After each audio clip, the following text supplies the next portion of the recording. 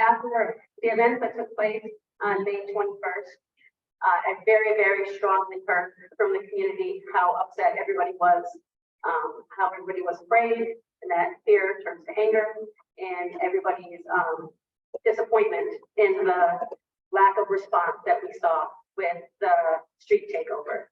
And I want to talk a little bit about the street takeover. These are events that we have seen escalating through the state of Connecticut. They're happening very randomly. They started out one way, and as they've gone on, they have escalated and become more dangerous. We've seen events happen in other towns with weapons and other things. We're seeing police officer cruisers attacked.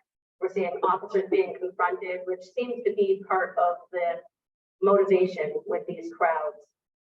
And what we saw here in Tolland escalated. It went from a street takeover to our own residents being trapped in the midst of all of this, and then one being violently attacked, their vehicle being attacked.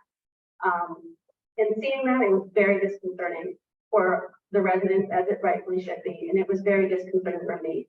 I immediately convened a meeting the very next morning with Commissioner Ravello and expressed how upset I was, how frustrated I was, and how we needed a meeting, we needed to understand what happened, and we needed to get to the bottom of it. 2 days after that, I met with the Colonel and Lieutenant Colonel and Commissioner Ravella and Brian Foley.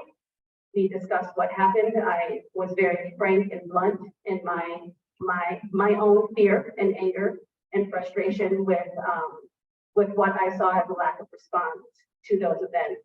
Of course, in the very beginning, you don't know everything that's going on. You don't know everything that's happened. And when you don't know, your only reaction is fear and anger.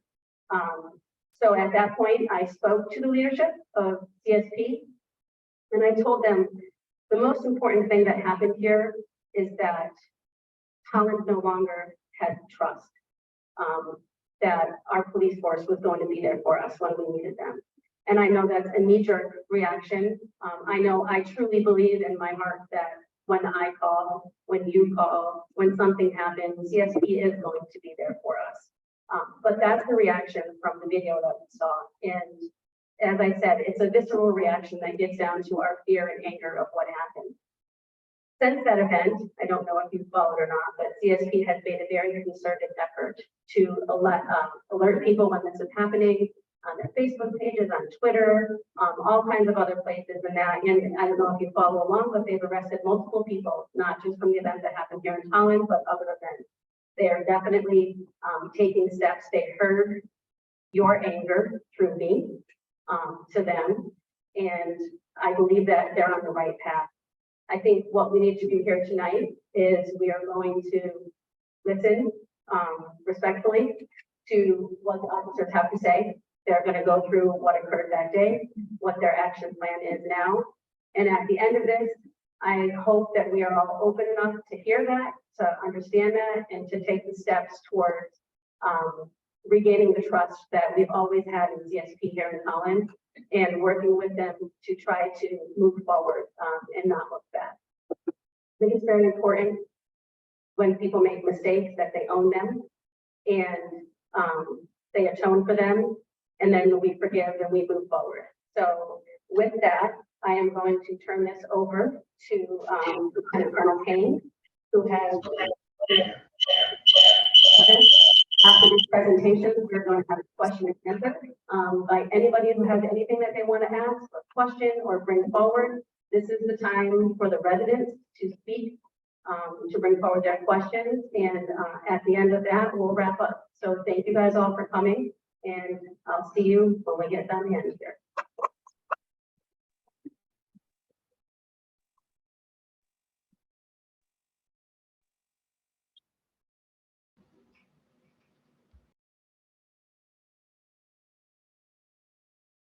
You all see the screen good enough?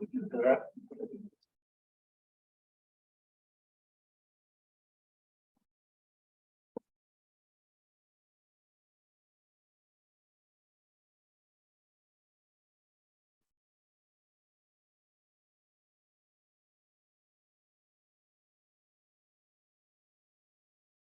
Thank you, everybody. Ladies and gentlemen, thank you for giving me the opportunity to address your concerns regarding the May 21st incident involving these illegal street racers. I want to personally thank Representative Nuccio, Town Manager Brian Foley, for their support, bringing us all here tonight to talk about this important issue. I know that the residents of Tolland have long supported the Connecticut State Police, and we want to ensure that the public has full trust in us. I stand before you here today as the commanding officer of the Office of Field Operations, and I want to take full responsibility for the response and tactics that were employed during this incident. The directives and the approved response were based on months of intelligence and firsthand dealings with these types of groups. I recognize that communicating our plans and the contingency plans to every state trooper is where we really needed to improve. So with this presentation, this is the agenda for today, but first and foremost, I think it's crucial for us to acknowledge the gravity of this situation and the impact it's had on your community. We understand the outrage and the fear that has arisen based on these events. Our primary goal is to address your concerns here tonight, regain your trust, address any misinformation, and work towards ensuring the safety and well-being of all of Tolland County residents. So the street takeovers, to provide some context and background, I know Representative Nuccio went over some of this stuff. It's essential to recognize that this issue is not just an issue for Tolland, it's a nationwide issue, especially affecting us here in Connecticut. It's grown during the pandemic. In the past few years, we witnessed street takeovers. Most recently, or in the most recent past, in 2020, we had a homicide in Manchester commuter line. You may remember that. We had a triple shooting in 2022 in New Haven at a street takeover event. Just last November, a trooper was struck trying to break up an event in Cromwell. We dealt with that as well. We have seen other extremely large events like the one you saw here in Tolland, all across the state: Simsbury, Naugatuck, Enfield, Bristol, Waterbury, Bridgeport, and Meredith. These groups have an organized hierarchy. They have event organizers or ringleaders that kind of run this whole program. They have traffic controllers. They're very organized. The drivers are called drifters or sliders, the ones that go out and do all these stunts. And then you have people that are doing the videographer stuff and the spectators. And what's unique is that almost all of them are consistently teenagers. That may surprise you, but most of these participants are teenagers, they're high schoolers. I want to make sure I emphasize that. Additionally, the recent incident in Meredith on May 6th served as a stark reminder to us in law enforcement of the seriousness of this issue. When a Meredith police officer's cruiser was surrounded and a spectator that you can see up on this picture stood on the hood of his cruiser and pulled what appeared to be a handgun out of the back of his waistband. These groups promote and encourage their followers to taunt and attack first responders. Some participants are social media influencers who get more likes, more followers when they taunt the police. In our efforts to tackle this problem, we identified the main groups that operate through all the different social media channels. These groups do have some adults, but like I said, high school age kids make up most of the participants. Meetups are usually announced on a social media platform. We only have hours notice to react. These groups come together at commuter parking lots, and they move swiftly from one location to another to avert the police. It's crucial to note that prior to the incident in Tolland, these groups had not committed any crimes against citizens. Recognizing the potential for danger that they posed, we initiated a collaborative effort involving 30 local police departments and our federal partners. Due to the constraints on proactive enforcement techniques, our strategy involved intensive surveillance and information gathering to identify and apprehend ringleaders within these groups and seize their vehicles and other evidence. On May 21st, we identified that a large group was intending on gathering somewhere in the Hartford area, and we planned a response. Troopers were notified of the group and ready to intervene if violence erupted or the civilians were in immediate danger. We also had troopers from nearby troops en route to a commuter lot to assist.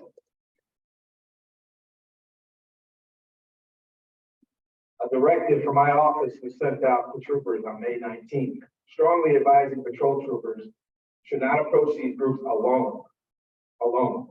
Due to the open threats and targets to police and first responders. On May 21st, we had inserted detectives covertly into this group to gather information and evidence and relay that back to uniformed troopers. The video you all saw unfold with the damage and crime committed to the civilians who were caught in the street takeover was not reported to state police until after the group had dispersed and the victims relocated to the Tolland Green. Our detectives inside were unfortunately unaware of the incident, did not see it occur, and could not relay that information to us. Lieutenant Hayward is going to speak to you on the timeline of events shortly. I want to assure you that we are fully committed to the concerns of the community, taking decisive action to prevent such incidents from happening in the future.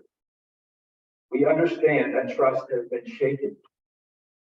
We are determined to rebuild it through transparency, accountability, and ongoing collaboration with the community. We have made several arrests, including 2 for the Tolland incident already, and we have another one that you should be hearing about shortly. I am thankful that we didn't have an incident like the Pennsylvania State Police had this past weekend, where they shot and killed a teenage street racer and had 2 of their troopers injured in a similar type incident. In closing, I want to openly show my support for the troopers in Troop C that go out day in and day out and provide the most professional service to the citizens of Connecticut and Tolland County.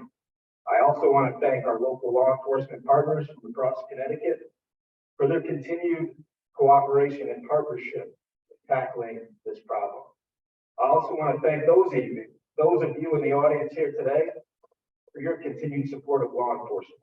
Rest assured, if these illegal mobs return to Tolland, they will be met with a full force of state police. I would like to turn this over to Lieutenant Ackert now.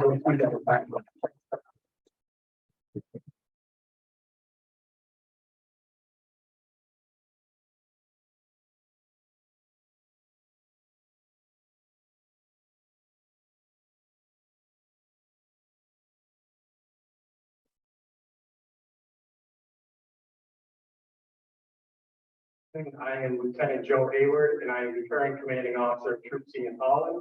And as Lieutenant Colonel mentioned, what I'm going to cover with you is the timeline of the events that occurred on May 21st in the town of Tolland, and some of the decisions that were made based on the guidance we received from the Lieutenant Colonel that just came and spoke. So at 9:49 p.m. on the 21st, Troop C was notified by some of those detectives Lieutenant Colonel referred to that there was a group of street racers that were heading towards the Big Y in Tolland. So that was from our detectives that were embedded within that group, let us know that we were coming to Tolland.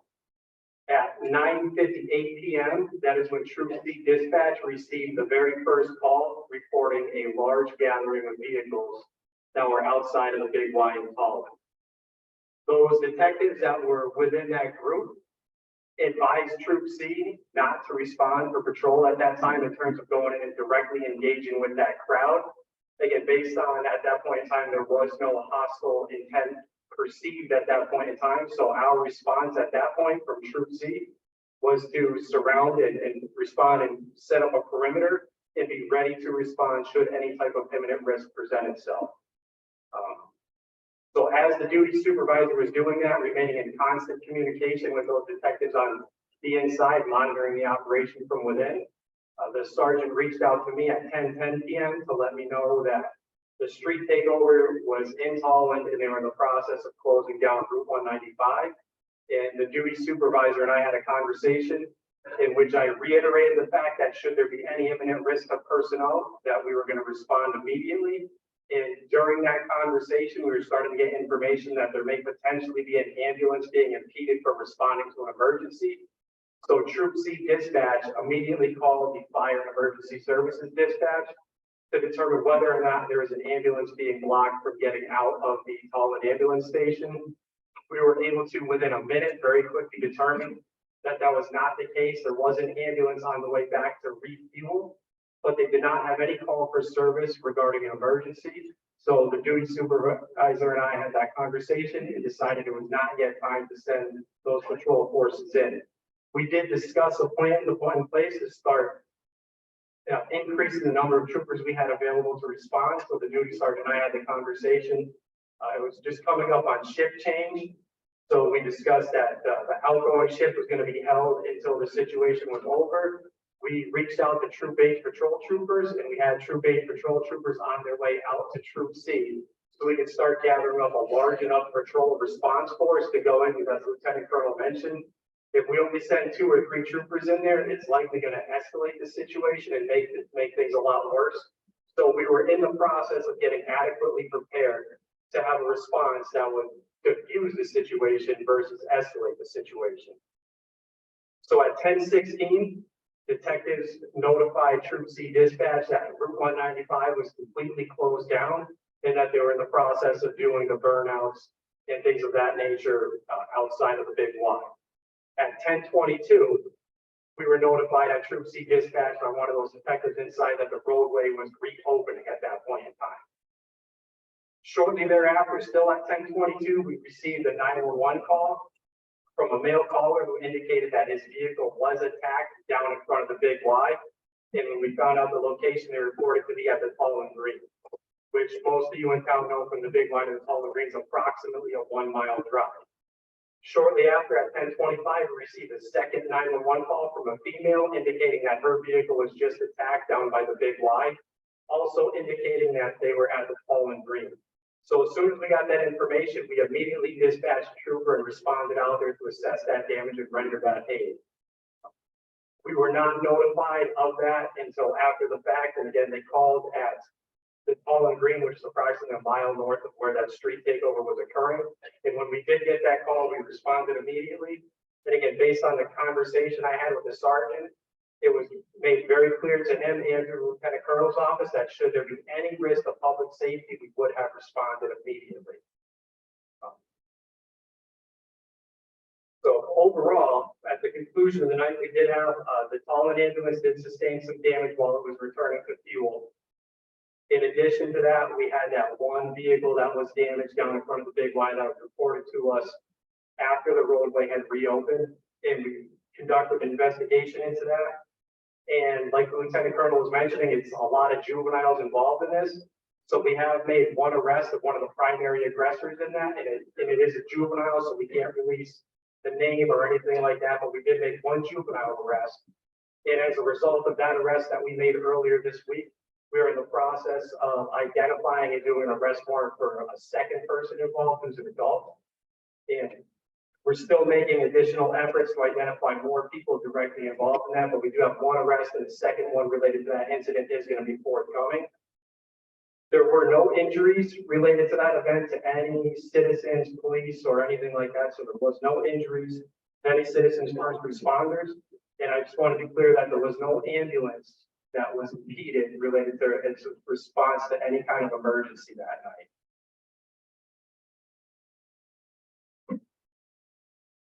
So I'm going to go over some of the highlights on the investigative status that we've had since May 21st when this incident occurred.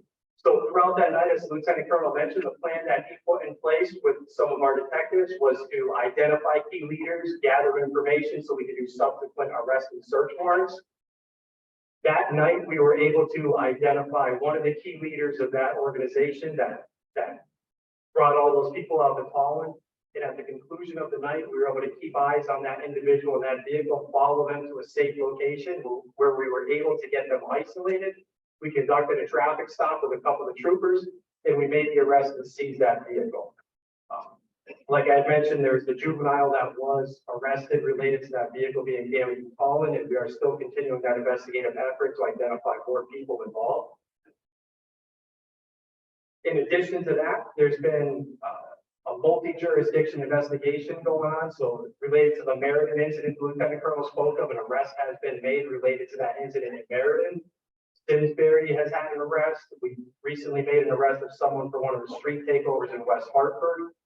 Just last weekend, the state police with several different local jurisdictions and some of our federal supports, we were able to identify and locate 3 other people that we arrested last weekend at an operation, where again, we were able to identify certain key leaders and isolate them and make the arrest. Some of the things that we've realized is, leading up to this event, there was no intelligence or information or past history of any of these street takeovers resulting in that physical attack on civilians and innocent bystanders. So that was the first time that we had seen something like that. So what's happened since then, and once we recognize that this is starting to escalate to that level, it caused us to reassess and readjust our tactics and how we go about solving this nationwide problem here in Connecticut. So you've seen on social media, hopefully, that as we're gathering information that's letting us know where they're going to be responding to, we've been putting that out over social media ourselves to let them know that we know where they're going. And that seems to have had a good impact, and some of them are getting canceled as a result of that. Well, we've also realized in the past couple of weeks that small groups of 10 to 20 cars will meet and they all go into a larger gathering together. We've been able to get out in front of that recently and find some of those small groups of 10 and 20 cars, and they are significantly less combative with us when we respond with a smaller group like that. So we've been able to disperse a lot of those crowds before they're even able to get up to those large quantity of numbers. And we are still working with our detectives are involved. We have FBI support. So we're still working to mitigate a lot of these issues and continuing our efforts to identify, arrest key leaders, continuing to do arrest warrants and search warrants. And you will start to see more and more of that forthcoming as time progresses. A couple of things I want to talk about is I have gone through and I listened to every 911 call and every routine phone call that came into Troop C that night related to this incident. And I understand some of the challenges we face with some of the communication in there. And one of the things I want everybody to know is just, it's a limitation to how our dispatch at Troop C is structured. We only have 2 911 lines. So anytime we get an incident like this at Troop C, whether it be a street takeover or a tractor trailer overturned on the highway, when we start to get a high volume of calls, we only have 2 911 lines. So I certainly understand from the citizen's point calling in when we answer the phone and say, hey, you're calling about the situation X. And if you reply yes, we try to get off the phone with you as soon as possible. And that's because in there we're being inundated with phone calls. And we have to keep a 911 line open at all times, just in case someone is calling for some other emergency completely unrelated to that. So I understand that it seems like we're being short when we're getting those 911 calls, but there is a reason for that.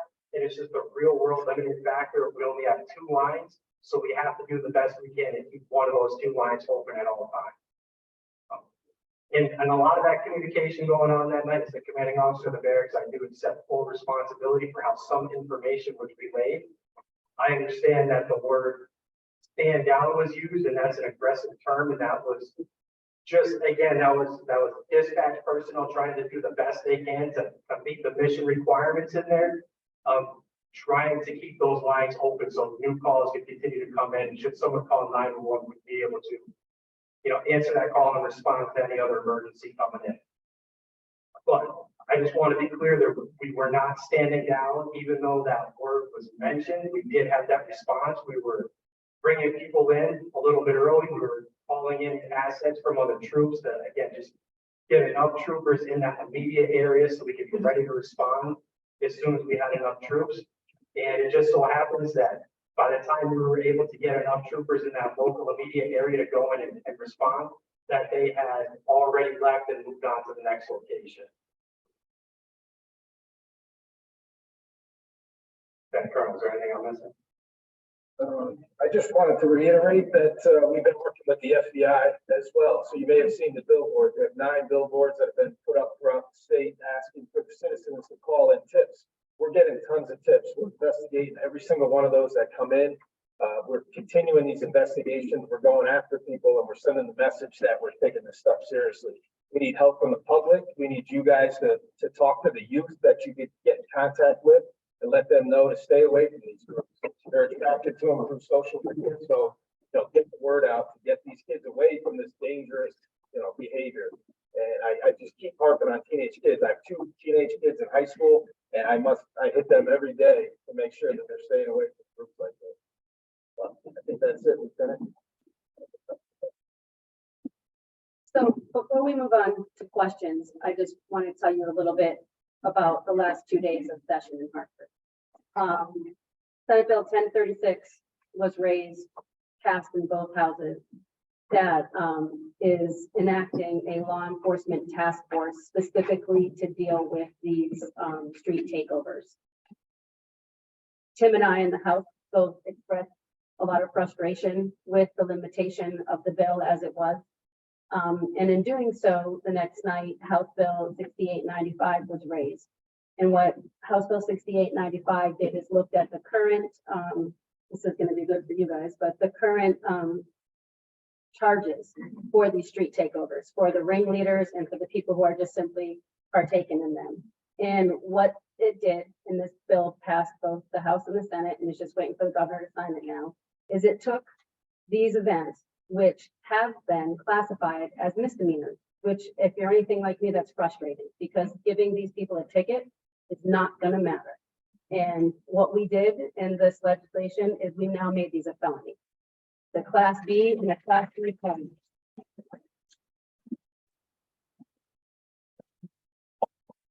So again, your voices were heard, your anger was heard, and it was raised up on the floors of the House and the Senate.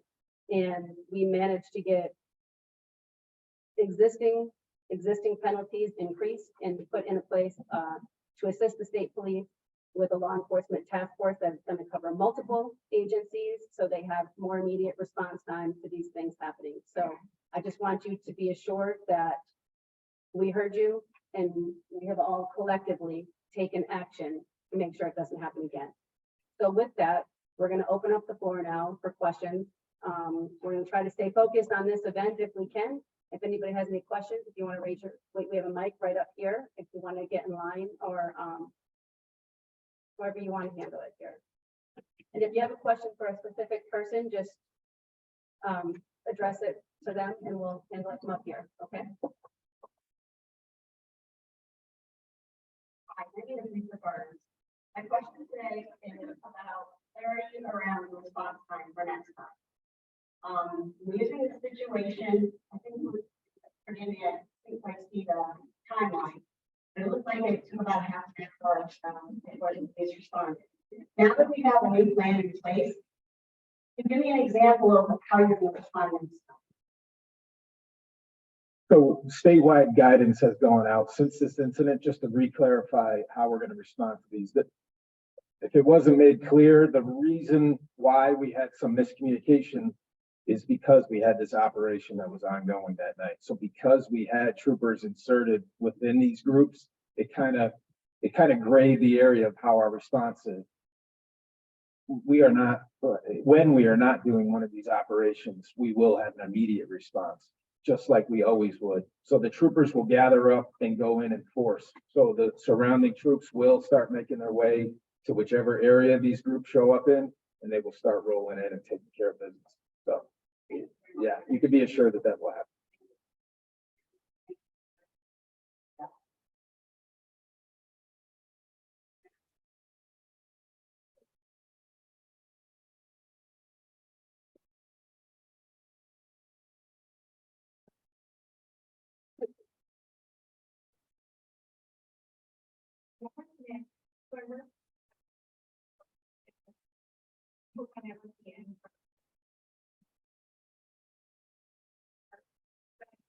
Next day I come to that work, why, and I can that out the next day. And how to make them come to work and why, knowing that to be something that his job, our result, and not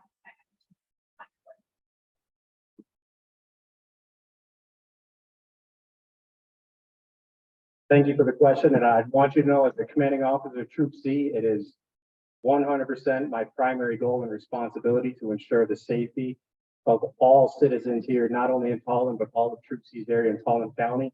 And that's our primary goal in the state police. So what I would encourage you to do is have a conversation with your son and let him know that at any point in time, day or night, he finds himself in that situation where he feels unsafe in any way, to immediately call 911 and explain that he's in fear of his life, is concerned with his safety, and we will immediately respond and provide that assistance to your son. No questions asked, no hesitation. For your time. Thank you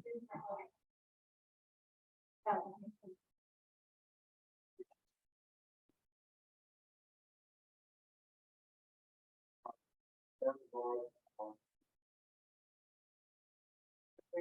Me, along with a lot of other people here, I'm so mad that people were doing donuts in the middle, so nobody showed up there. I don't guarantee if this happened in Enfield.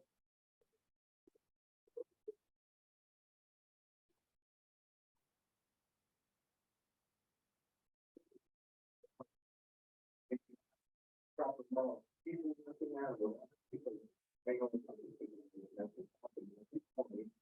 one day for a young girl sleeping on the corner of Williams and Sugar Hill in the rain, and they wanted to get her help, and they said we can help, we don't have the resources. So it's more the people have to have faith, the girls are there, that somebody's going to show up and collect the roads and, you know, do what we pay for. And I don't care what anyone thinks, well, we want to wait till they leave. That's wrong. That's letting the criminals win.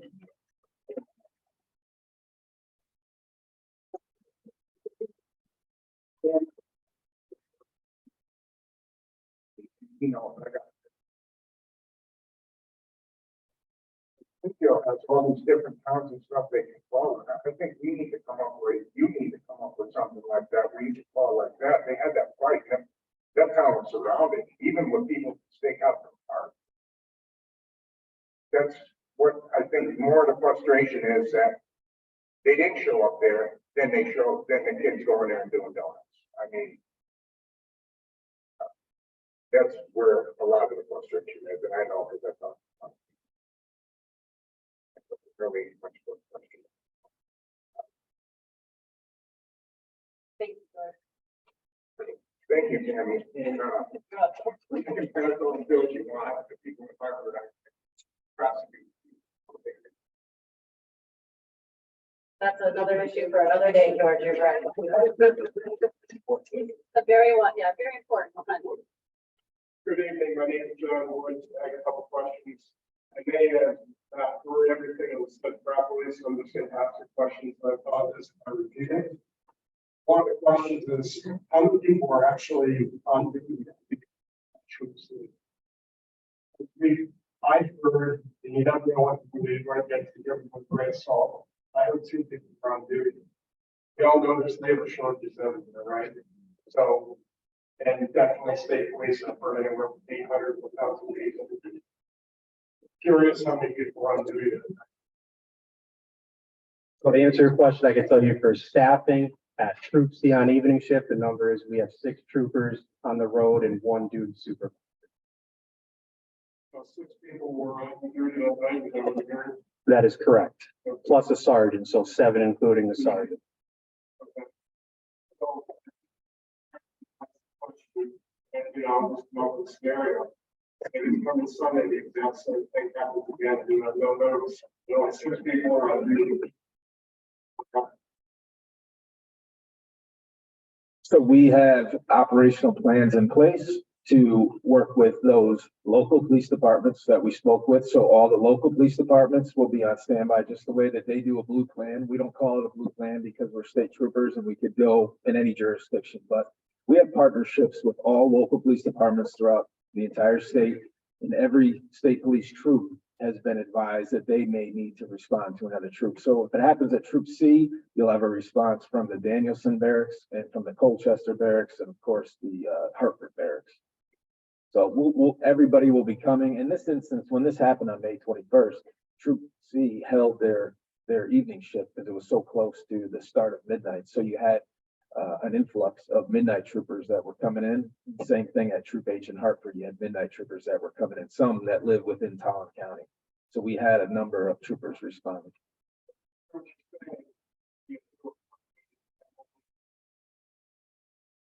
I wouldn't call it a new approach. This is something that we have done in the past and we will continue to utilize. At this event on the 21st, we did have these troops responding to the area. They were coming in from Troop H. These groups move on within 10, usually 10 to 20 minutes. They go burn up a parking lot and they have ringleaders with lasers and bullhorns. They announce to the crowd that they're taking off.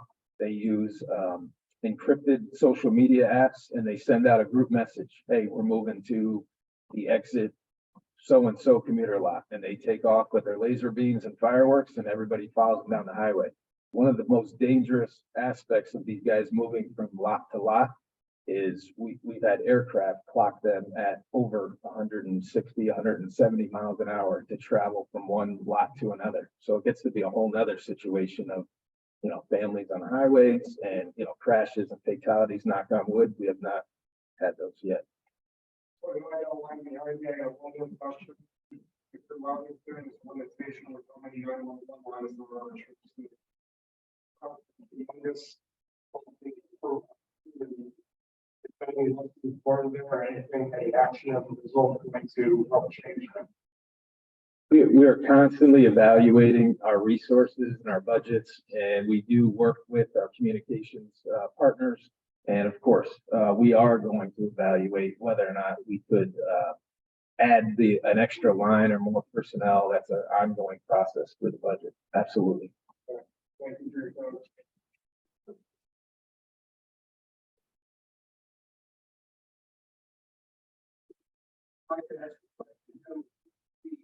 Identification in actually making arrests based on being aggravated assault going on, people in the cars, they're being trampled, people being detained, and actually possibly kidnapping and unlawful restraint. Why bring any arrests based on that basis?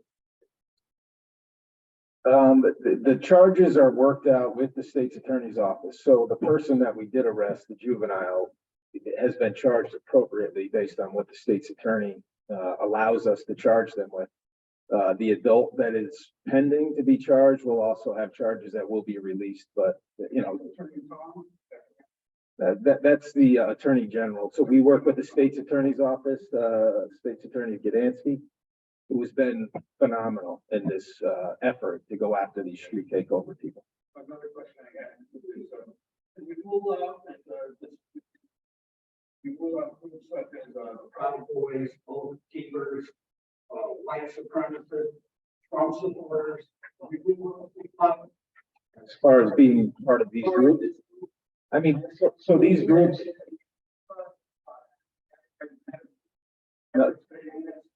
We have no knowledge of any specific group. Like we said, there's 5 car enthusiast groups. They post on social media, and then you have spectators, which are typically teenagers. So we don't see those types of groups that you mentioned within these car enthusiasts. you know where the money is coming from, funding for these groups, coming from George Soros.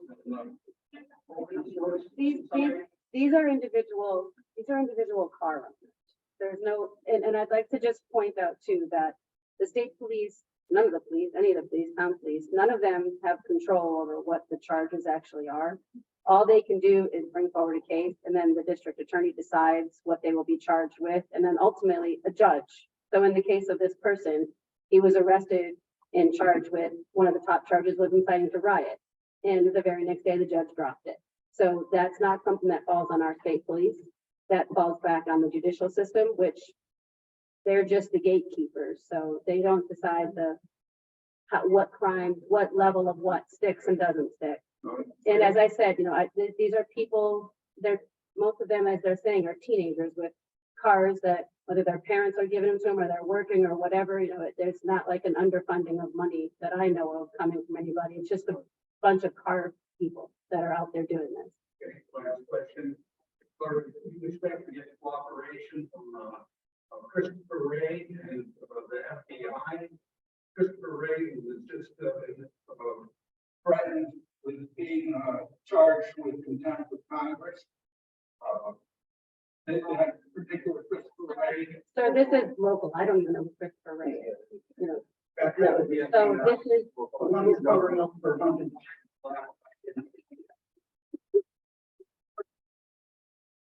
Time to, what happened on May 21st. So thank you very much for your time.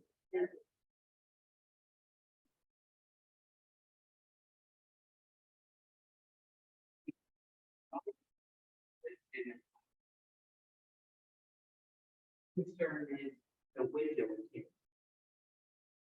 I thought there's laws on the books that the driver's side and the passenger side windows can't be tinted to a certain degree.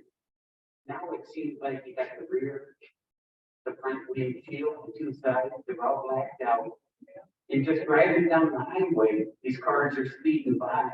And I would like to know if it's my neighbor's kid, speeding by me, you know. When I was in high school, I used to get tickets for the window tint. So, I may or may not have gotten a ticket for a window tint or too high for us at the age. Just putting that out there. it's a free for all with this dark tint. And if anything, the companies that add the tint to the cars should be fined for not around the dark tint.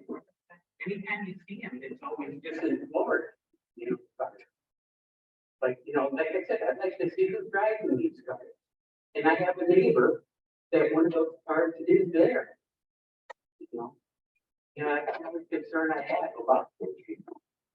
So I certainly understand the concern related to the dark tint on vehicles. If you are 100% accurate, sir, that is in fact a violation. Yeah. And I could tell you our traffic services unit does go out and frequently enforces those dark tint violations. A lot of them carry tint meters in their cars, so they can actually have you roll the window down and get a reading on the degree of tint that's on that vehicle. So when they write you that infraction, they could put exactly how dark your tint is and what the statute is. So we are aware of that, and we are actively out there enforcing those tint laws.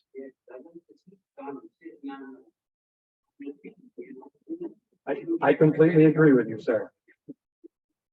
Thank you.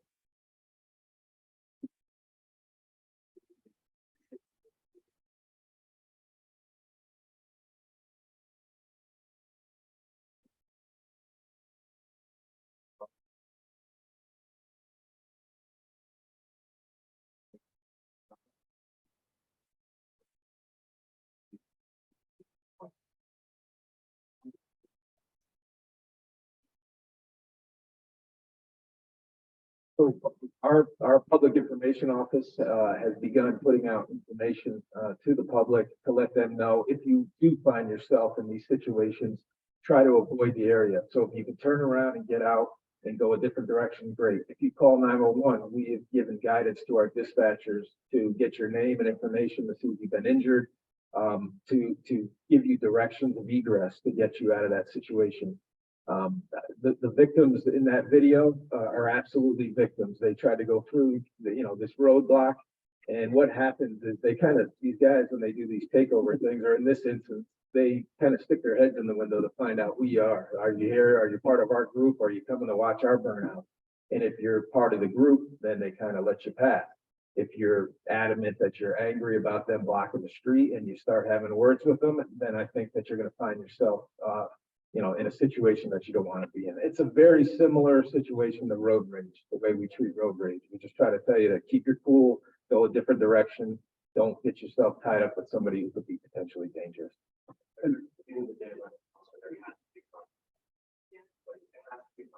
We're with you. We are with you 100%. You not share anything different from that. Lieutenant Colonel, also I know that, because you put out notifications on CST and the Facebook on potential upcoming, because I've been watching those potential upcoming operations that they're doing. Is that something that is more recent? Because I've been following that lately. Just since the Tolland incident, we started pre-warning the public, and if we find out if something's happening in a local municipality that has their own police department, we notify them so that they can put it out on their social media. In Bethany, in North Haven, we had information that one of these car groups were going to show up, and our troopers at Troop I in Bethany had a roll call at the location of where they were supposed to have this car meet up. So all the troopers and the sergeant showed up to do their evening roll call. and not one, not one person showed up for this car event. And they're actually starting to cancel these events on social media. So we follow them. They're starting to tell their followers, hey, it's too hot in here. It's getting too heated. People are getting arrested. Let's cool out. Let's go back to doing our normal car shows and stop these street takeovers. So I think it's having a good effect on the public. So you can get the social media link with the Connecticut State Police and follow them. I follow them on Facebook, follow them on Twitter, anything that you can give me. Thank you. I just want to say I do appreciate the work that my colleagues Tammy and Tim are doing in the House. I've been fighting on this in the Senate. And I agree we should have more consequences. So when the police find these people and arrest them, they need to be held accountable. One of the frustrating things has been that there seems to be an effort by some of the legislature to weaken this. I'm proud that there's those of us fighting against it, but also making certain we can provide the resources for law enforcement to do the good work they're trained to do. I do want to say a big thank you to the state police, the men and women, just not in Troop C, but all around the state for what they do every day.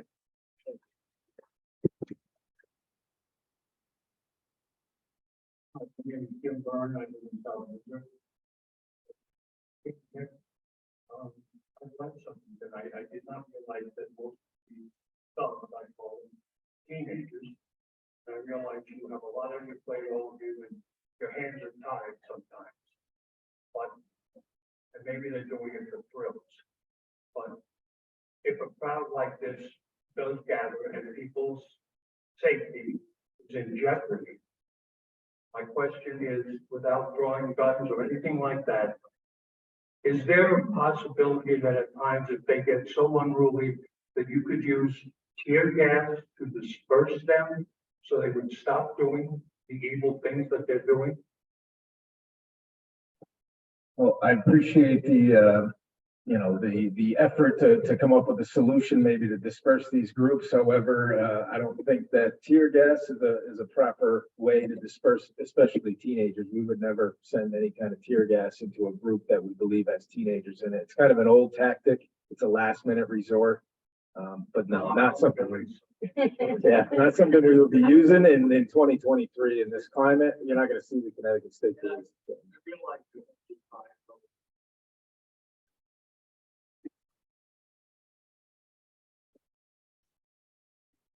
Thank you.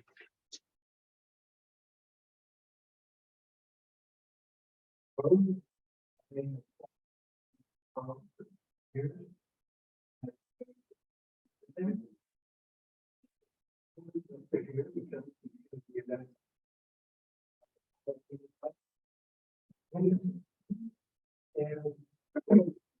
one of the things that bothered me the most when I heard about this incident was not reacting to the fact that this took place in a very, very strategic part of town. I mean, it's so hard to get the fire out, the ambulance out. I mean, this just basically cuts the town in half when you take over this area for any length of time. And of course, any kind of takeover is very upsetting to people living here. And that's why I wanted to come tonight and see what steps were being taken. And I just wonder if you had it to do over again, if you would have done it another way. So we have been asked that by the representative here and the town manager, and it's tough to say because, hindsight is 2020. If you ask me, I want to go in there and stop these immediately. The old school cop in me wants to go in. It's tough. It's tough to make these calls. That's why we have these operations in place. We learn every time that there's an incident, whether it's across the country or right here in our backyard. We learn each day and we talk to each other. We communicate through the state police. We're real proud of our agency and the work that we've been doing. And we have a lot of young, smart people that are on the job leading the troopers out there. So we evaluate on a daily basis. So it's a tough question. We're not happy when we saw that video of what went on and, behind our back, so to speak. So yeah, it makes us angry that we wish we kind of were in there to see that. I wish we knew that that was going on because you would have saw a different response. And we understand that. Thank you.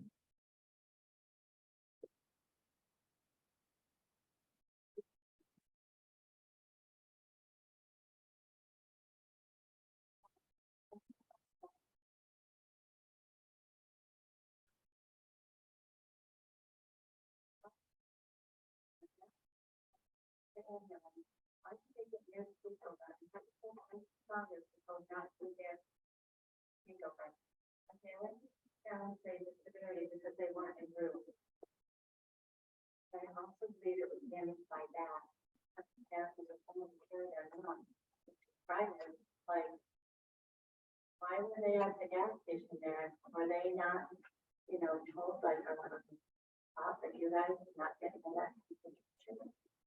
So the answer to that is I did not communicate to Tolland Ambulance that the event was occurring until we kind of figured out what was going on and they were on their way to refuel, which is mandatory. They do have to go back and get fuel as needed. So I did not put into my planning at Troop C to let them know that was the patrol response was again, not to not respond. The patrol response was to be staged in the immediate area to be prepared for that response once we had enough troopers on scene ready to go. The bats, there were no bats involved. I know that was put out early on that somebody was potentially damaging vehicles with a bat. We have confirmed that that has not happened. And again, we were in contact with Tolland Ambulance. So as soon as we realized they were trying to get back to refuel, and that's when we confirmed, as I mentioned before, there was no emergency response going on and that we were prepared to assist them if they needed to get out to go to any kind of emergency.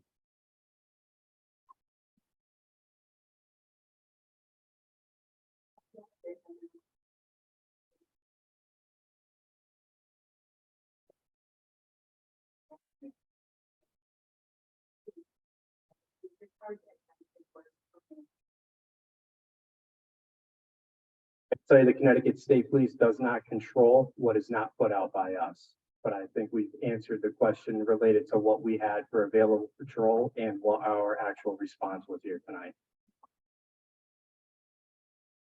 What were they told when they called 911? Did you tell them what to do to protect themselves from it if it was close to their home? Did you tell them you weren't coming? So people that were calling were told over the phone to turn around and find a different route if they could. Yes, that is correct. They were told to turn and find a different route. We did not tell them we were not coming.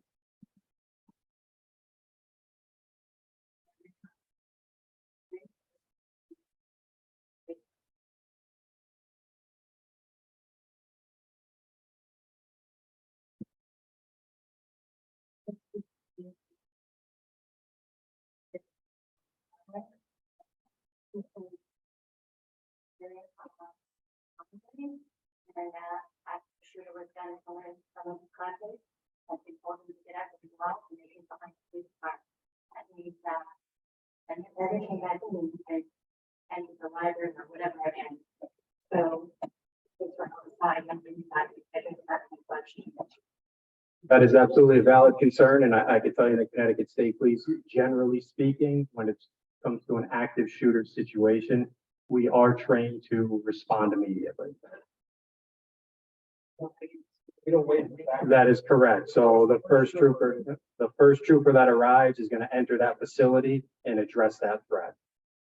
And I'm sure they would also work in concert with the SROs, which are also ex-police officers, so. There were telling teams involved, were they caught? And finally, what worked with team one? So as of right now, we have only arrested the one juvenile who was not a Tolland resident. And in terms of what warrants a stand down, again, that never came from the Lieutenant Colonel's office. That was the miscommunication piece related to the operation and Troop C patrol that we were talking about. But again, Troop C patrol was responding. We were establishing that perimeter. We were bringing additional troopers in to provide support and assistance. So we were not standing down. That was never happening. We were responding as trained and as we're supposed to do.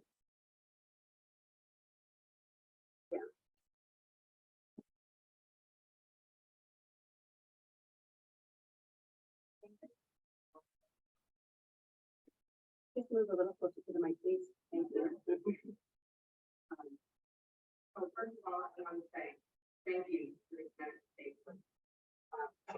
Thank you to all of you for being here and for all that you're doing and that you've done. I feel that this is a little reactive. Everything is based on reactivity. I know it's all a learning process. Having said that, and we're talking about technology, you're talking about you have some new fresh people in there that are great with technology. During the 911 system, that's pretty scary in and of itself. Secondly, why do we need to deploy drones or anything else overhead that take pictures, take video, do this, and make your job a lot easier? I don't see why that would be such an issue. It would be a hands-on situation where any of your officers would be put in danger, where they would have to get close to it, and it would just help you out. You have anything like that? So I agree with you wholeheartedly, that we need new technology to combat, problems within our society. We were told to police a little differently depending on, what's going on in culture and society, and we need new tools to police with. And we're working with legislators and budgets to try to get the funding for the things that you speak about. We do use some of those things that you are talking about, but we try not to show our cards to the public to know what we're doing. But we have some good video from up top. All right, and second of all, we're talking about Facebook, Twitter, everything else. I have family members that are elderly and they're not users, still out and about, they're pretty spry. They're not on Facebook, they're not any of the social media forums. Is there another way besides the billboard that they would have to drive past on the non-state to get this out there so that it's out there to protect our? Is there anything that we can do for that? Yes, our PIO office does regularly speak and interact with your traditional media outlets for TV, newspapers, etc. So the information can be funneled through our PIO office and make its way out to all those traditional media outlets.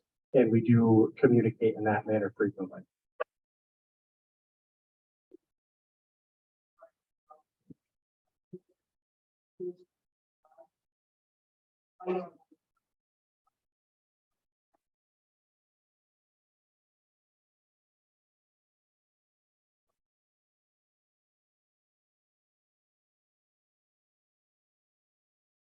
Working on it.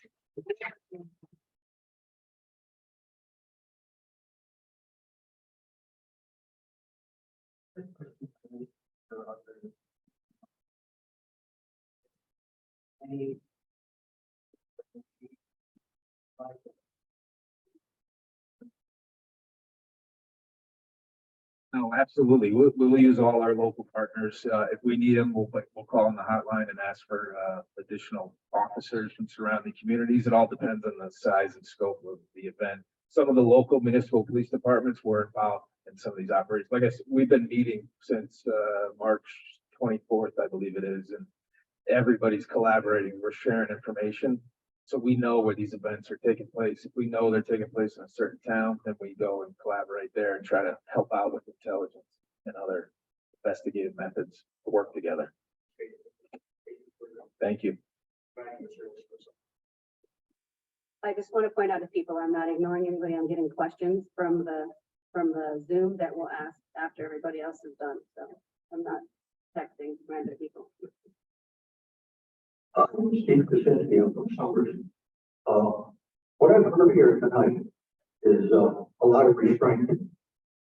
And my opinion is you're not going to stop this until you make the punishment so great that they don't want to do this anymore.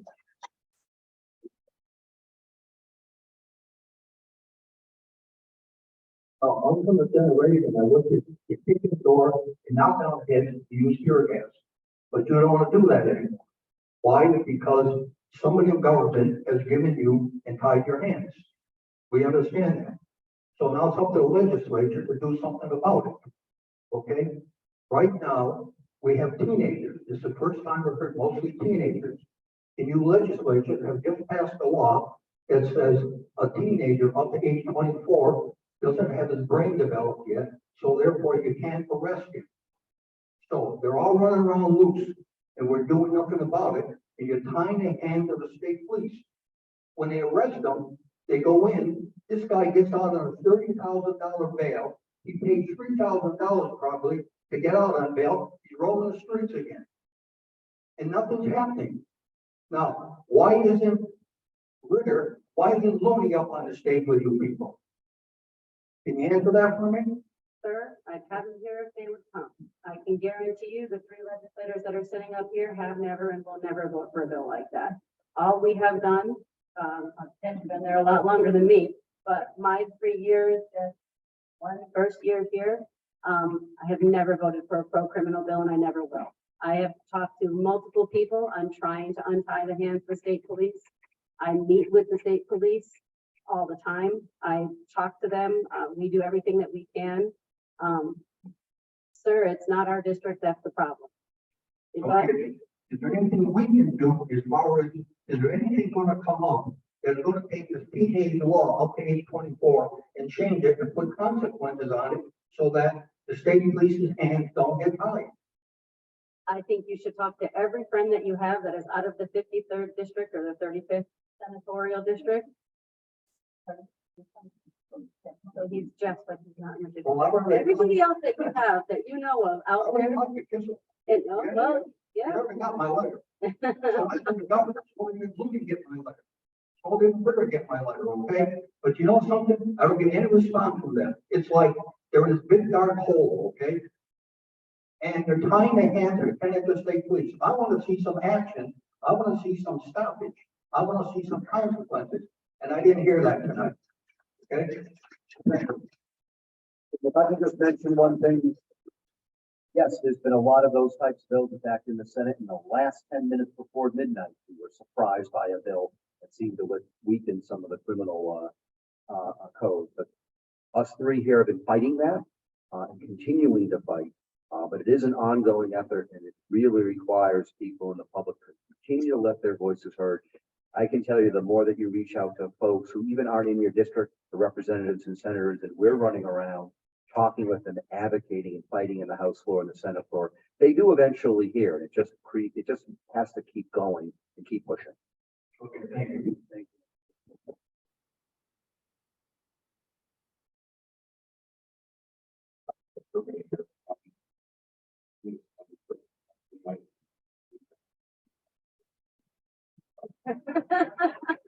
I know where you live too. I know where you live.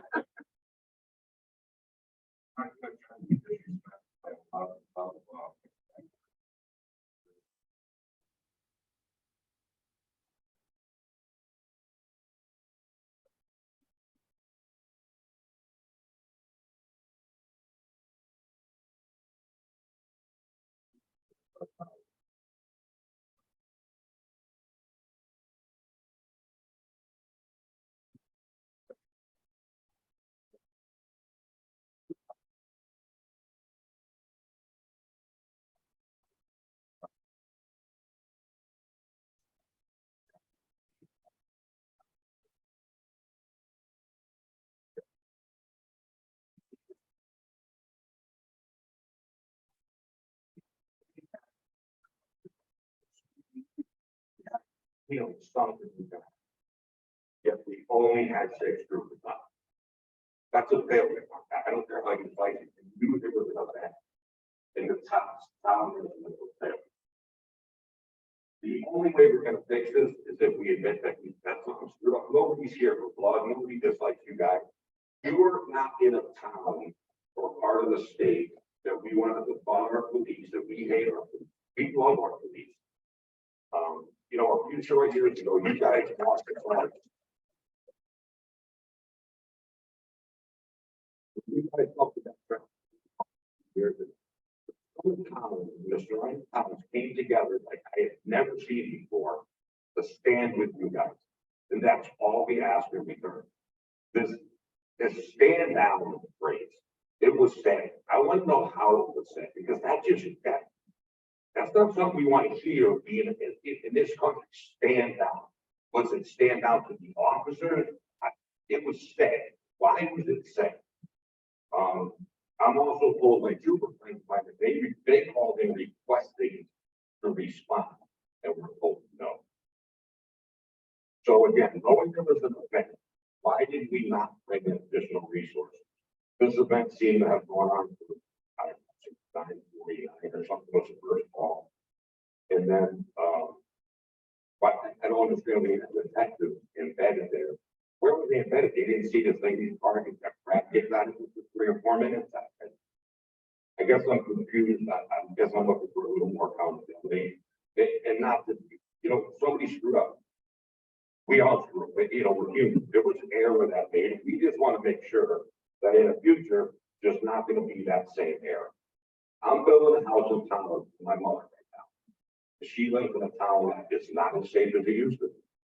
And as soon as I pulled that permit, 2 days later, this incident happened. She called and said, "Are you sure it's a good idea that in the town you don't have an adequate police force?" I mean, she's 75 years old. She's questioning her safety. It's people are afraid. And I think we have valid reasons to be afraid. We have great resident troopers that are out. We have great troops that troop safe. This isn't a witch hunt for you guys, but we just want accountability. There was a breakdown, and we need to know that. Yeah, hey, we dropped the ball. Maybe we should have had more than 6 troopers on. I don't know. I think to me, 6 troopers for troop safe for your area, that's not understandable. So in my opening remarks, I do take responsibility. I take responsibility for the plan and the tactics that I put out. I mean, from my office, I oversee about 850 sworn troopers that are out there. So we make decisions together, but they kind of come out from my office. And I do take responsibility for that. I am sorry that I lost the trust of this community, and that's why we're here. We're here in front of you to make sure that we can regain that trust and let you know that we are here. We're the same state police that have been here for years and years and years. These guys do an unbelievable job at Troop C. I know you all support them wholeheartedly. So I do take the responsibility because sometimes we make mistakes. Sometimes things don't go the way that we want them to go. Staffing is an issue. Yes, it is. You know why? Because recruiting. So talk to people that you know in the community that want to be a state trooper. We're hiring right now. Get out there, find your young people, old people, whatever you want. We'll take you, we'll train you, we'll bring you in. We need help. We need the help. We need you out here. We will have more troopers on patrol if we got more people to come and get recruited and come through the academy. We have the budget to hire troopers. We just don't have the personnel. I can assure you of that. I made sure they have the budget for it. The problem is we can't get people to apply. The police accountability bill, the hands being tied, so many changes that have been made in the law. We just don't have enough. There used to be a law in the books that you had to have 12,050. I mean, 1248. 1,248 troopers. It was a law. You had to have 1,248 troopers in the state of Connecticut. We haven't been at that number. We never even reached it. And now we're at what, 850? We're at 905. 905 But today. we as the town need to know that. We need to know that a troop safe, not by their overdoing, but they cannot adequately protect us. So that we as a town can determine. Well, I disagree. I disagree. No. What I'm saying is we could use the help. We have room to hire more troopers. We are staffed with our patrols, just like the lieutenant said, with the 6 troopers and a sergeant that are out there. And we believe that that's adequate staffing for what this troop is at right now. We also have resident troopers that are out there during the day when the numbers are, increased. If we did get more troopers, would I be putting more extra troopers on the road here and there? Absolutely. So, I mean, there's thoughts on how we would increase our staffing if we could get more troopers out there. Okay, thank you. Thank you.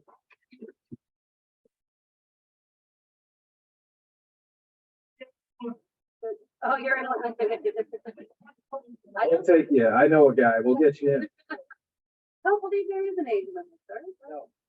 If you can pass the physical exam, they got you. They got.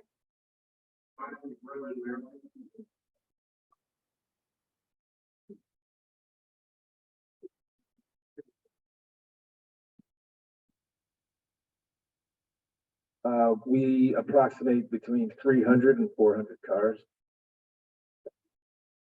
Oh, no, not here.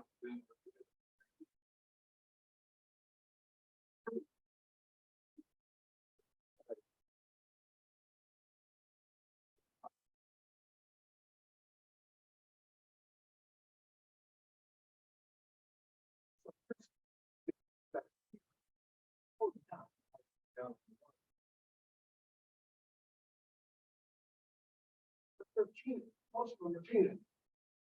Right? 90% you said? Okay. Why did you get in touch with the FBI? Did they, did these kids, and whoever else was with them, the adults who were with them, they break any federal laws? I don't understand why the FBI would be dead, and I'm willing to hear it. The FBI, after the Boston bombing, set up a system to take in tips and videos and process those in a way that we don't have the capability to do. The FBI offered that service, and that's why that FBI site is set up, so that any video tips and the public could identify somebody from social media. It's just a convenient way to log in that evidence. And then the FBI has the funding to put those billboards up, and they offered to assist us, and we absolutely jumped on it because we thought it was a great idea. That's the assistance.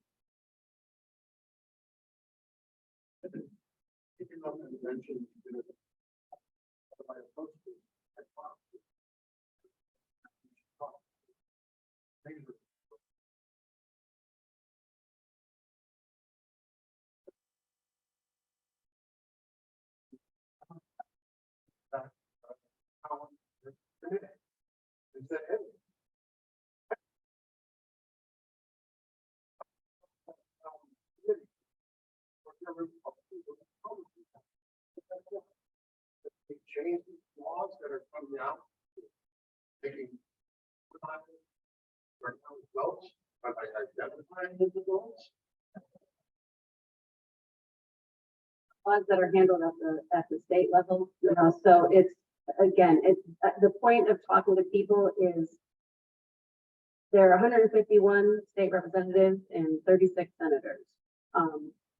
In order to get the change, you need a majority vote to get that change. So while the of us up here are very ardent supporters of the police and of, crime and consequence, not supporting crime, crime and consequence, it's getting that 76 number to agree with us. Right? Now I know the problem that you're facing. So if everybody else knows the problem that you're the ones who are voting to not.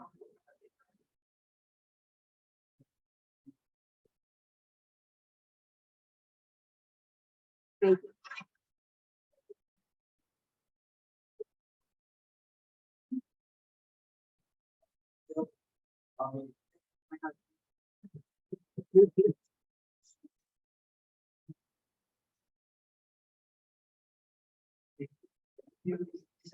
And not pretty good year.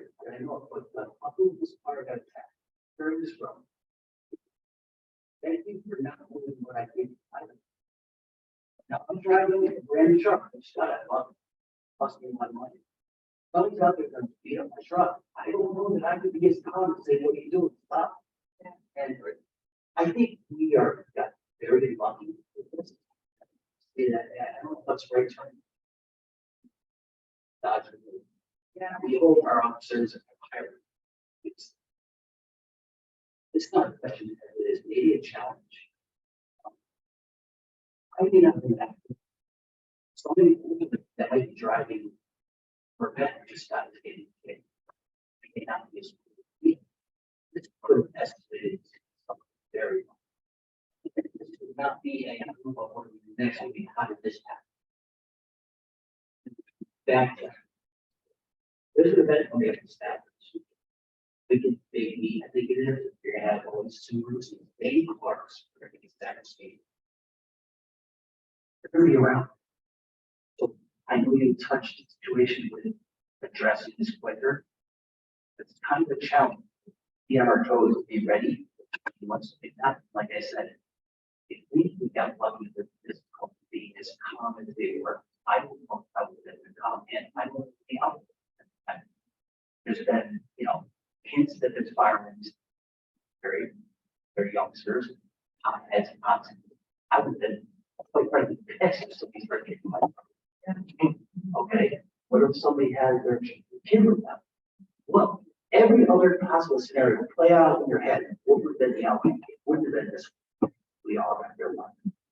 So it's not a question as it is, maybe a challenge, you know, that there could be something coming up this weekend with this group getting together. Be on notes.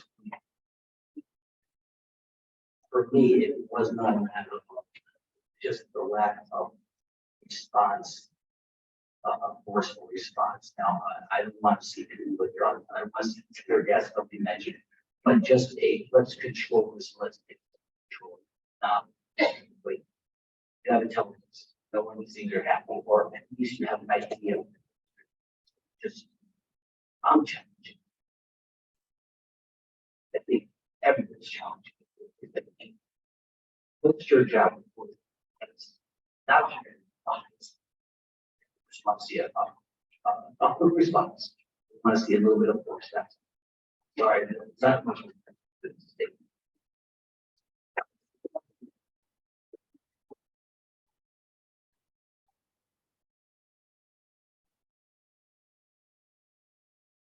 Hi, my name is Robin Bukushi. I've lived in Tolland since 1987. I want to thank Tammy because I get her little emails periodically, and I find them very informative. Appreciate all the work that you've done, keeping in touch with in your district. I've lived here for so long. This is the first time I felt very frightened. I feel as though I don't have protection anymore. And when Dennis Carlson passed away, I felt we lost another life of protection because he was so strong and he would always be there in the schools looking out for our children. Today, I went to the Tolland police station on an unrelated thing. I had my American Airlines miles stolen, so I had to file a report last week, and then I had to check in on that report. And I called the number I was given today, and there was no answer. The phone rang. So then I called another number that I figured out, and I got a trooper dispatcher who said, well, we can't help you here. You might want to go to Troop C. So I first went to the satellite place down by the library, and nobody could help me there. And then I went to Troop C, and a lovely trooper helped me there. But the fact is, she said to me that my police report that I requested would not be available for 8 to 10 months. So this is my life that came on to me. If I'm in a car accident, if I am assaulted, if I am robbed, I have nothing for 8 to 10 months. So I have nothing to give my American Airlines. So I'm 60,000 points and $2,000 out. And I feel so vulnerable. And I have never felt this way in this town before. I love law officers. I am the person that puts the flag on the front that says to please support the police. I am the one who, I just love you guys, you know, and I feel so right. And I don't consider myself to be a weak person. But I need to know that if I'm driving through and all of a sudden a ton of bad teenagers show up and I call 911 when there's only 2 months, I can get help because I don't carry a gun. Although I'm starting to think, you know, if we don't feel supported here, will some of us become vigilantes? Will we take it into our own hands because we are fearful? So this is my state. That is all I have.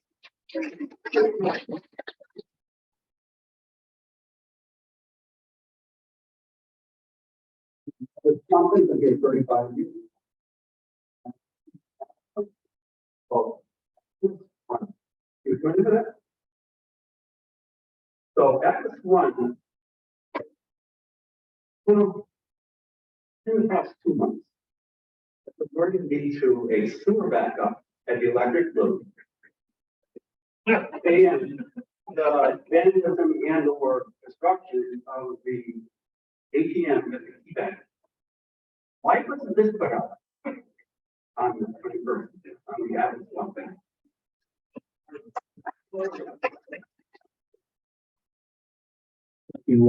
For the question. So Atlas One is a program that the resident trooper office has started, so it's very, very new. We realize we have some issues with pushing things out on time when they should be. That's only because we have 4 administrators for it, but that is something we are certainly working on. We're going to get it to our dispatchers so that we can allow the dispatchers to put that information out for those kinds of situations that are taking place. That particular evening, we did not have an administrator to Atlas One on that night. So, but that is something we're working on and we're going to rectify that. So we get staff. It's a matter of just adding it to some of the dispatchers so that they can be the administrators to that and help us with that. We're the only state police resident trooper town in the entire state that has this app. There are a few other police departments, Rocky Hill, Newington, and Manchester PD have this particular app. So it's relatively new to this area. So it's a work in progress, but we will make that happen. So would you consider that a store factor? Well, for traffic issues, we will put out things when there is a traffic situation going on. So yes. Very good. Question, I'm wondering at what point of a crisis event would you call Governor Neville issuing the American National Guard assist you? And is it possible that they could set up some type of task force that you could work with the Connecticut National Guard, whereby they could train with you and be called in the particular area when there was a crisis like that? It felt overwhelming. So the legislation that we just passed is to create a law enforcement task force. But these things that happen, as Lieutenant Colonel said, if you're talking about a 15-20 minute thing, you're not going to gather the National Guard in time to get to Tolland for 20 minutes. So What if they're we are living in an passing- area, living in, their residents are right there, they call the time. well, again, I think, the problem really comes down to how quickly these events happen. But like I said, we did pass legislation to create a law enforcement task force to kind of start tackling these things. So, thank you. Well, there are just a couple of quick comments and questions. I'm Simpleton, so I just went over the optics from my end. I would just ask, I'm a little concerned if I'm going to drive through what you said. The optics, to me, you look like my daughter could have been caught in that, but no one responded. With people jumping on the car and left their own devices to take care of it. I understand the decisions that are being made not to escalate the situation, but I think some of the same people have some of the same concerns. If someone is no idea what is happening, if they're caught in one of those things, whether the use of the word, not to respond to everyone used, no one responded. And in that 10 minutes, my daughter was there. That's a concern on mine. That's a concern for anyone who would be going through that, because I'm not sure if everyone would be calm enough to either not come out of the vehicle or handle it in a way which is not going to escalate that. I think they're concerned. So that's the opposite of that concern. The other thing I'm sure is just as frustrating as you, but I sit here and I hear one arrest, maybe two, when I'm hearing maybe 200 or 300 cars. That to me in a 3-week span, I'm watching that video, whether it's, sometimes don't get the whole story. You got 4 or 5 people jumping on that car alone, taking the car, and it's 3 weeks later, we have 1 arrest, maybe 2. I don't know the deterrent. I'm sure you guys feel the same frustration, but I have no desire to come up here and ask questions, or I just want to sit back and listen. But I don't want to waterboard anybody, I don't want to state, all these people, I'm just saying, from a very simple way of looking at this. You get caught in one of those things, I still don't know what's the best way to handle it. if the state police and the other police are saying, we're going to assess this from outside of it. You have undercover agents inside or whatever, but they would make a final decision when to intervene. I don't know. And again, 1 or 2 people getting arrested at 200 or 300 cars. I don't know. There's something wrong with that, whether they're teenagers or not. It's not a deterrent. Anyone who's going to those things, the odds are astronomical that nothing's going to happen. So I don't see that as a deterrent. So thank you guys very much.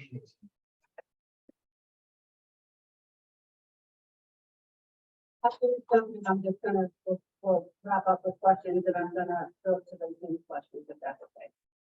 My, we're one of the few states that are forced to budget that the troopers get to take their cruisers home if you first use, so that they'll be available for the right? But Constitution rights that we take advantage of everybody having their own. So, Yeah, we do call in troopers at a moment's notice. We have a special code, signal 1 that we call out, when there's a significant event, and troopers can respond immediately. Well, in this event, we have troops that are in surrounding areas and towns that we would call them in. I did discuss before that our midnight shift was coming in because they come in at 11 p.m. So the evening shift gets held and the midnight shift, is on their way in as well. So I hope that answers your question.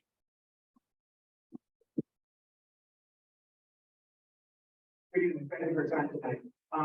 One of the things that I have a conversation about is we do have a town service that we provide to the community coming out of the town manager's office. Could you help me understand was there a notification process in place that the town manager has made aware that information is flowed out to people? Or do we just have, or is it a situation where we have 2 silos and we need to build some kind of communication across state, the barracks versus the town manager? I think you talk about the reverse 911. Well, actually, I was thinking in terms of the alert service to go down the text, but we do get notifications that I believe they come out of the town manager's office, but you can find it correctly. Are you referring to the Atlas program we were speaking about before? I think he's referring to the Everbridge program. That's out of the state of Connecticut. Oh, it is understated. Yep. So is that a potential? If we had, I know from my perspective, one thing that frustrated me is if I'm taking my kids over to my ex-wife's place, I literally will drive right in the middle of that and be stuck in a dangerous situation. When if I simply got a text on my phone, I at least know to avoid the area, whatever else is going on in the shops. So that's what I'm trying to understand is there's clearly a lot of frustration here, including me. We're talking about all the massive number of resources that are available. Troopers can be called in on a moment's notice. And I don't even hear people say, I think nothing the great experiences with the top of resident troopers. Every single one I dealt with has been fantastic. Yet it's incredibly frustrating to be part of the trust that I feel like has been broken is we have a state organization that the governor's office doesn't trust the people. It's ironic that, anyway, that's a tangent. We have all these resources available, but it doesn't seem like there was any, it was like, oh, these are a bunch of kids causing a little trouble, why bother calling people in? So, okay, that's one complaint. A lot of us are frustrated about that. If we put that in the parking lot for a minute, is there a way we can at least build a better communication network? So those of us who might wander into that stuff can at least know to stay away from. And if Everbridge is not that system, fantastic. I apologize. It's literally the first time I've been this curious about how we communicate in an emergency to the residents of the town. And I would never expected this kind of scenario would arise. So anyway, off the soapbox, let me know if there's another way. If we need to be talking about potentially creating a better way, I am all ears and I'm happy to volunteer to help. Thank you.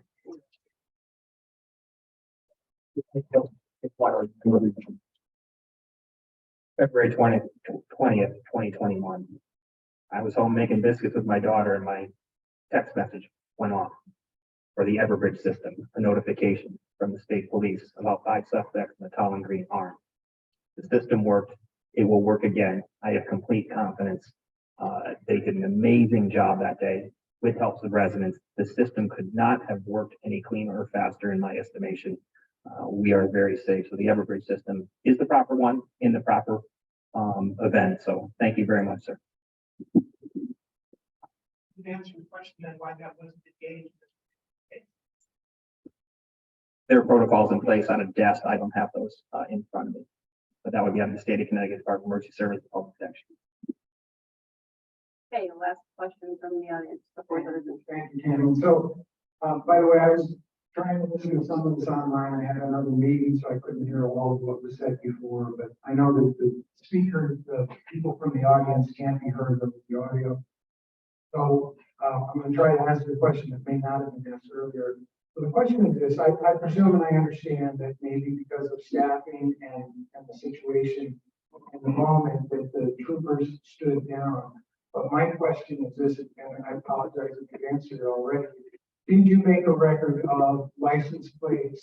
Do you have the equipment on your cars where you're registering what cars are driving by, and are subsequent arrests going to be made? I don't need you to make the arrest right then on that moment, but I would hope your answer is you're going to have out of the hundreds of people who were there, about 50 or 60 arrests are going to be made. So yes or no, is that happening? To what extent is that going to happen if it's not 60 people? So before I came to this meeting tonight, I met with the lead investigators that are heading up this operation, and they're working with all 30 or 40 partners, different municipalities. The problem, these happen every weekend too, just to let you know, leading up to this 21st, they go on every time there's a nice night. They happen in Fairfield and Norwalk and New London and everywhere. So they're always out there. They know what they're doing. They wear face masks. They take their license plates off before the events happen. When they gather enough, 150, 250 cars. The guy we arrested from Tolland, the one that we followed to Milford, had a pneumatic shield. Presses a button in his dashboard and it shields his license plate. So he just presses it, closes off. When he's far enough away from Tolland, he releases it back up so that he looks like an average Joe driving down the street. So all of these participants are smart. They wear face masks and sunglasses, and they do things because they know we're dumping all the data off of the internet to try to prosecute them. So they make it very difficult for us to prosecute a number of people. Thank you for that. Are they smart enough to know that you also have access to cell phones that were in that area and are restricted to the level? I'm not going to confirm or deny that. Thank you. Understood. Thank you. Thank you. So a couple of the questions, I'm trying to summarize as I can. Somebody was asking about the officers who were planted in the crowd and why they did not let you know that a car was being attacked or an ambulance. Sorry, is that better? Is that better? Don't make me put my mom voice on, please. So basically, the question is, for the officers that were planted in the crowd, why did they not let you immediately know that a car was being attacked or that an ambulance had been damaged? So our officers that were in the crowd absolutely did not witness the incident where the car was being attacked. I spoke to them as well. There's numerous incidents going on. There's burnouts going over in this corner and smoke lifted and people gathering around a car over here with fireworks or music. So there's a lot happening, and our undercovers did not see a civilian getting attacked on that video, unfortunately, and never passed that information on to us because they didn't witness it. Okay, the next question I have is, why did it take so many incidents, including Tolland, before you decided to pre-warn the public, like the notices that you're doing now? I think in our conversations with you, when we were coming up with different ideas on how to warn the public, I think we talked about the Everbridge with town manager Foley. Someone came up with the idea that we should just pre-warn the public on social media, and we didn't think it would have the effect that it did. But as soon as we started talking about the locations of where these meetups are going to happen, they started announcing that they're canceling them because the cops are posting them. So it was good. It was ingenious. Thank you. The next question is for the town manager. Why did the town manager state you can't expect troopers to respond on a Sunday night? There were a lot of mixed messages.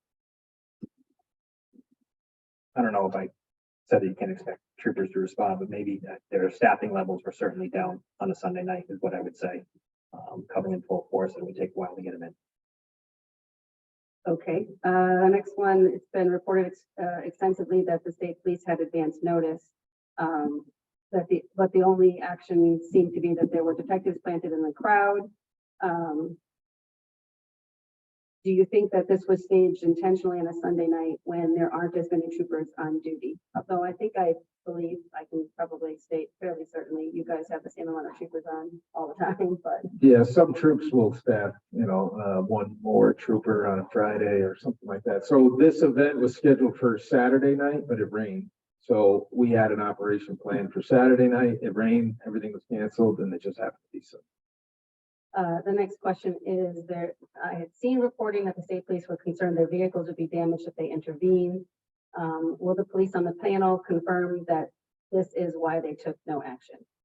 No, I mean, we're not worried about our vehicles. We're worried about the circumstances of being surrounded, about having, people pulling guns and, the things that we saw, the things that you saw in the video of, I don't know if you all watched that video. If you get a chance to Google it when you get home, Meriden Police has posted that. But there's a group, when the police officer pulls into the parking lot, a guy waves everybody in the crowd over. He has a flag, and a whole bunch of spectators come running over to this police cruiser, surround the entire police cruiser, and within maybe 20 seconds, they're jumping on the hood of his cruiser, and he can't back out of there. And the gentleman that you saw in the picture, the still picture we had, he's pulling what we believe to be a firearm out of his waistband. Not that we thought he was gonna maybe shoot the police officer or fire the gun. He wants a picture. He wants a picture of himself, holding a gun, standing on a police department's police car. It's crazy. It's really crazy. The last question I think is kind of aimed more at us, and that's how do we get CSP more than 2 911 lines? So that is obviously something that has now been brought to our attention. They've been writing notes. We have that on our line, and we will work to see what we can do to get CSP more than 2 911 lines. And with that, I think everybody's just going to take a couple of seconds here to close. I just want to thank everybody for coming out. I'm sorry. And feeling free enough, welcome enough to express your opinions. Like, as I said, people make mistakes. Officers are no different. This was clearly a mistake. The key to that is acceptance of it, accountability for it, and trying to make it better so it doesn't happen again. And I have full confidence that CSP is doing that. Our incident here, as bad as it was, as we just said, changed the way that they're handling these events. I'm super sad and horrified that it happened here in Tolland, but they have actively taken steps to change this with notifying the public, with putting more information out there. There's clearly more work for all of us to do up here at this table to make sure that this is the kind of event does not happen again, and it damn well better never happen in my town again. So across the board, I just want to thank you guys all for coming out and for being respectful and spending the time, and I'm going to pass it on now to Tim.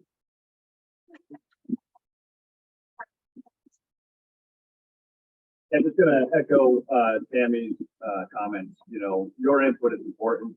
Our job requires the public's input, whatever it may be. We think, and we've been, the three of us up here and many others are very, very supportive of our police officers. We know what their job is to do, and that's to protect us, and they have to make decisions just doing that. And so these cases are, as were reported, were essentially cases that they were rowdy kids going out and doing rowdy, dumb stuff. Now they're impacting our lives, and they're taking action. And the Connecticut State Police are taking action. And I can't thank you all enough up there. I truly mean that. But put yourself out first and foremost, and be upfront with the people you serve. For these officers, all of them, the men and women that serve. So thank you all. And again, thank you, and keep us on our toes too. Give us the input that you want to give us up here on this table. Let you know what they need me to do. And I've been, as Senator, I've been hearing from a lot of people. I serve on appropriations. I wanted to do so with Tammy. I also serve on public safety. So we talk about what we can do to recruit and retain state police. There's been a lot of discussions and a lot of stuff that's gone on this legislative session that I've been involved with. I'm not going to go over everything that my colleague said. I agree. And I want to say two quick things. One is another big thank you to what the men and women, not just in Troop C, but in the state police all throughout the state do. We do need more of them. I've actually been advocating to try to get more and do what we can to support what they do. More resources, go back to some of the law enforcement techniques that we know that works. Make certain that they can do what they need to do, but also, as we said earlier, the people who commit these things need to be held accountable. So when the troopers arrest them, they're just not let go. And do it again. One last thing that you say, I'm also a town official in my town, is I advocate and encourage, and always am happy to see people participate in what goes on in the community. And a big thank you to all of you for being here, wanting to hear what's going on, talk with us, ask questions, and most importantly, be part of creating solutions for the community. So a big thank you to all of you.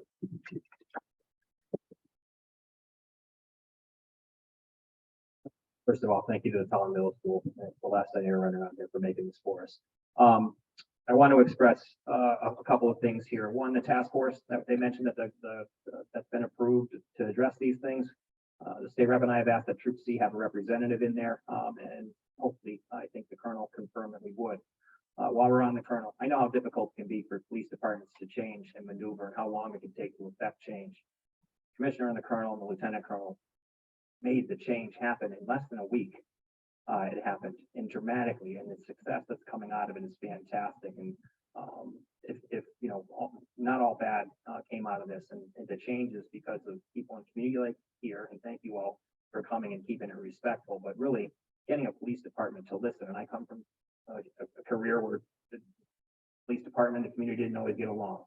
This is fantastic. And one last thing, in regards to safety of the town of Tolland, I moved to Tolland in 1969, and I've known almost every resident trooper in here, to include Harry Tomasic and John Foley, my father.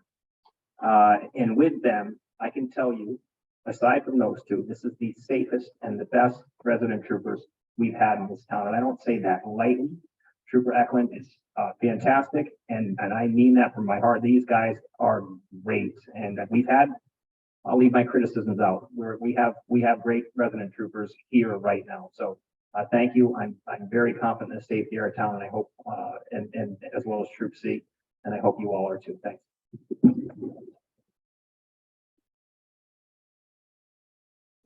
Have a good night.